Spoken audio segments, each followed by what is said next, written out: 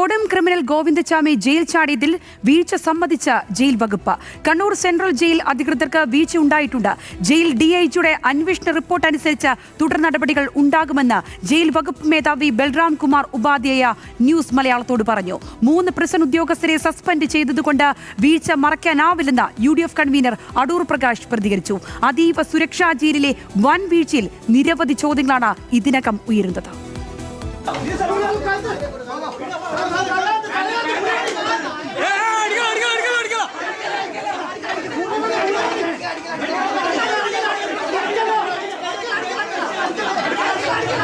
കേരളത്തെ പിടിച്ചുകുലുക്കിയ ബലാത്സംഗ കൊലക്കേസ് കുറ്റവാളി ഗോവിന്ദച്ചാമി ജയിൽ ചാടാൻ മാസങ്ങൾക്ക് മുന്നേ പദ്ധതി തയ്യാറാക്കിയിരുന്നു. എന്നാൽ ജയിൽ അധികൃതർ ഇതൊന്നും അറിഞ്ഞിരുന്നില്ലെന്നാണ് ജയിൽ ചാട്ടത്തിൽ നിന്നും വ്യക്തമായത്. ഒരു കൈയില്ലാത്ത ഗോവിന്ദച്ചാമി ജയിൽ സെല്ലിന്റെ കമ്പി മുറിച്ചാണ് പുറത്തിറങ്ങിയത്.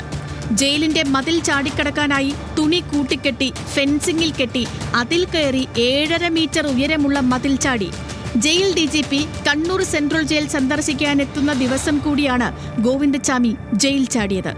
ഇവിടെയാണ് ജയിൽ വകുപ്പിന്റെ വീഴ്ചയിൽ ചോദ്യങ്ങൾ ഉയരുന്നതും. അതീവ സുരക്ഷയുള്ള ജയിലിൽ CCTV ഉണ്ടായിരുന്നില്ലേ?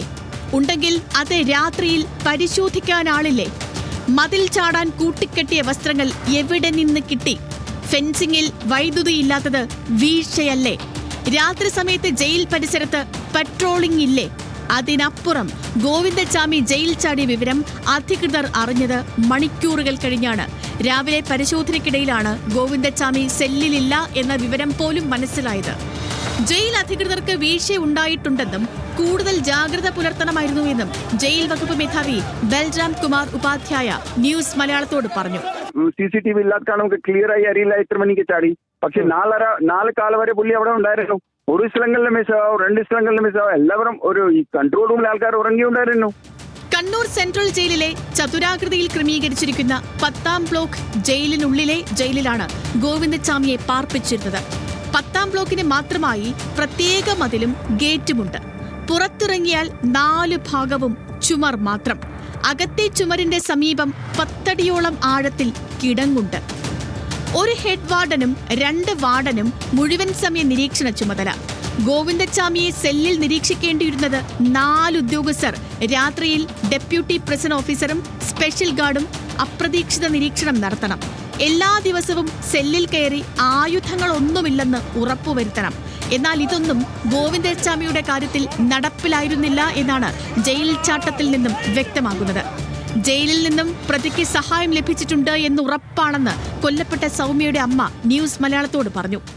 അവൻ ഇത്രയും വലിയ ഈ ജയിലിൻ്റെ ഉള്ളിൽ നിന്ന് ഇത്രയും ഇതായിട്ട് അവൻ പുറത്ത് ചാടണമെങ്കിൽ അവനൊരു പിൻഗാമിയുള്ള കാരണം കൊണ്ട് തന്നെ അവൻ ചാടിയത്. അവൻ്റെ പിന്നിൽ ഒരാൾ എപ്പോൾ ഉണ്ട്. അവൻ്റെ ഈ കാര്യങ്ങളെല്ലാം ചെയ്തു കൊടുക്കാൻ അവൻ്റെ കൂടെ ഒരാളുണ്ടായിരുന്നു. ഇല്ലാതെ അവനൊരിക്കലും ഇങ്ങനെ പുറത്തേക്ക് ഇറങ്ങാൻ പറ്റില്ല. ഗോവിന്ദച്ചാമിയുടെ ജയിൽ ചാട്ടം ആഭ്യന്തര വകുപ്പിന്റെ വീഴ്ചയാണെന്ന് UDF കൺവീനർ അടൂർ പ്രകാശ്. ഈ കുറ്റവാളികൾ തീർച്ചയായിട്ടും ജയിലിൽ നിന്ന് മോചനം ഇതുപോലെ ഉണ്ടായി പുറത്തിറങ്ങണം എങ്കിൽ, പുറത്തു വരണം എങ്കിൽ ജയിലിലെ ഉദ്യോഗസ്ഥന്മാരുടെ അനാസ്ഥ അക്കാര്യത്തിലുണ്ട്. അടച്ച സെല്ലിന്റെ ഇരുമ്പഴി മുറിച്ച് ഗോവിന്ദച്ചാമി പുറത്തു കടന്ന സംഭവത്തിൽ ഗൗരവതരമായ അന്വേഷണം വേണമെന്ന് CPIM സംസ്ഥാന സമിതി അംഗവും കണ്ണൂർ സെൻട്രൽ ജയിൽ ഉപദേശക സമിതി അംഗവുമായ P ജയരാജനും ആവശ്യപ്പെട്ടു. വിവിധ ബ്യൂറോകൾക്കൊപ്പം ന്യൂസ് ഡെസ്ക് ന്യൂസ് മലയാളം.